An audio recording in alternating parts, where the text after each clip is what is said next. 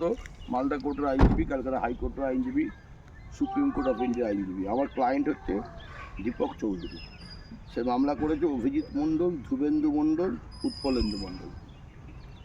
এই অভিজিৎ মণ্ডল হচ্ছে assistant teacher মহিষ মারা ঘোড়ামারা হাই স্কুলে। আর ধ্রুবেন্দু মণ্ডল হচ্ছে assistant teacher Srikrishnapur high school. এনার কাস্ট উনি লিখেছে এসটি। আর অভিজিৎ মণ্ডল লিখেছে ওর কাস্ট হচ্ছে এসটি।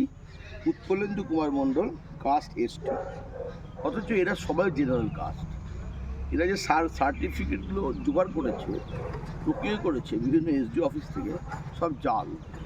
কেননা ভুতনিতে কোনো এসসি এসটি কমিউনিটি নেই। মালদাতে যে মানে এসসি এসটি কমিউনিটি আছে খারোয়ার, এবং এই খারোয়ার যে অফিস আছে মালদাতে, সেখান থেকে খোঁজ করে জানতে পেরেছি যে মালদাতে কোনো এসসি এসটি অফিস নেই।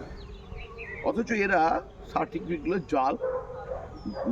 জালিয়াতি করে প্রক্রিয়া করেছে। এরা জানতে পেরে দীপক চৌধুরী কেসটা করে 175(3)তে আমরা মামলা করি। লন্ডনের সিজিএম কোর্ট অ্যালাউ করেন, যার এমপি কেস নাম্বার 16/9/2024।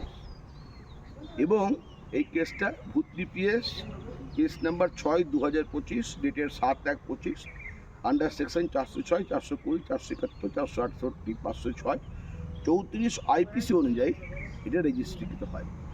এখন প্রশ্ন হচ্ছে যে পুলিশ এদেরকে নোটিশ করে ডাকছেন একবারও, এই অভিজিৎ মণ্ডল, ধ্রুবেন্দু মণ্ডল এবং উৎপলেন্দু কুমার মণ্ডলকে এদের রাখতে হবে নোটিশ করে, দেখে ওদের যেটা অরিজিনাল, সেই অরিজিনালটার সঙ্গে যে সিস্টেমে আমরা কাগজগুলো দিচ্ছি, সাপ্লাই করছি, পুলিশ সেগুলো সিজ করছে না, বারবার নিচ্ছে, সিজ করছে না, সেগুলো সে ট্যালি করতে হবে এবং অরিজিনটা থেকে বার করতে হবে।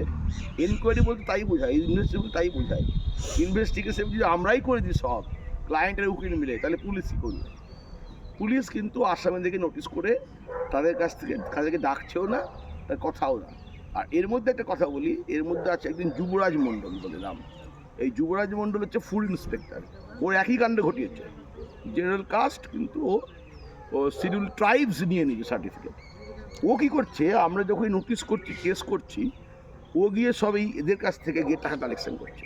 এই অভিজিৎ মণ্ডল, ধ্রুবেন্দু মণ্ডল, উৎপলেন্দু কুমার মণ্ডল, এদের কাছে টাকা কালেকশন করতে পুলিশকে দিচ্ছে। তার জন্য কী হচ্ছে, এই তিনজনই হাইকোর্ট থেকে বেল নিয়ে নিয়েছে যে ডকুমেন্টের অভাবে।